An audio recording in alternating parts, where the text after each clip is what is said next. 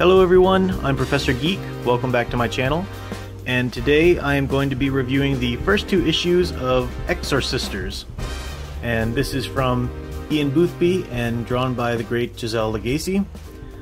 And I came to this title actually because I was a fan of Giselle Lagace. She is one of my favorite artists of this style. She's done a lot of Archie stuff, as you see here. She did the Gem and the Holograms short series, the Betty Boop, and different things like that. She's also contributed to the Die Kitty Die by Dan Parent and Fernando Ruiz.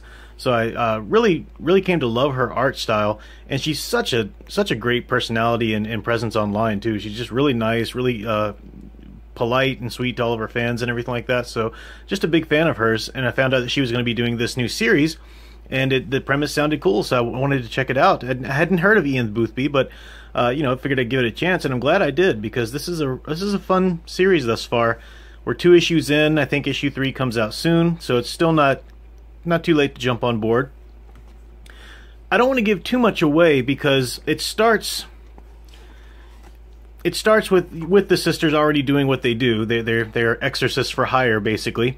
And there's a bit of a mystery behind them. Are they really sisters? What's going on with them? What's going on with their mother? And you find all of that out basically within the first 2 issues. So I don't want to ruin it for you and steal that experience for you reading the story. But it is so much fun. You have these 2 sisters.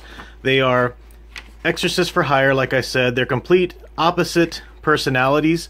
They're both named Kate, but one's with a C and one's with a K.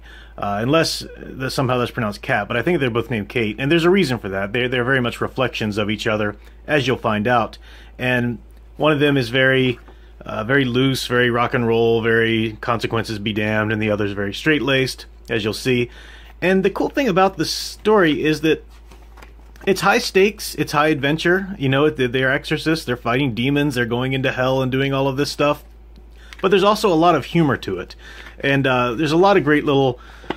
They're summoning a door to hell, but she was drunk, so she summoned a small one. And it's the way they play it off, it's pretty hilarious. They finally escape from hell, and this one series, I thought this panel I just thought was hilarious.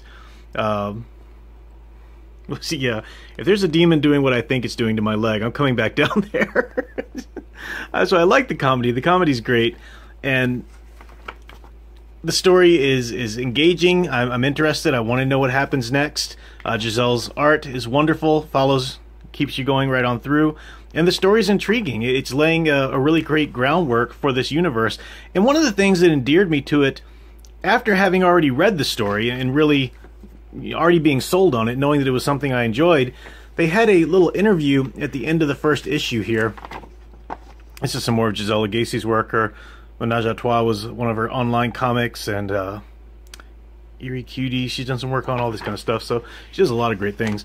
But they had this interview with them, and one of the things that Boothby was saying in here was that he enjoys a lot of horror films, a lot of, you know, demonic, like Exorcist type movies, but he was getting tired of the ones that just sort of gloried in the evil winning the day, and he wanted to make some decisive good beats evil stories.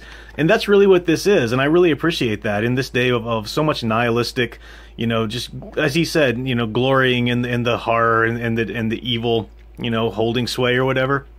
It's nice to see the good guys winning decisively, and not easily, not in a cheesy way or anything like that, but in a really believable and way that you're engaged in, way that you enjoy to follow, you root for them. I wish I could talk about the secret to them, are they sisters, are they not, or whatever, because that's a really cool twist. It reminds me a little bit of American Gods, if anybody's familiar with that story by Neil Gaiman. It reminds me of some other type of stories like that as well.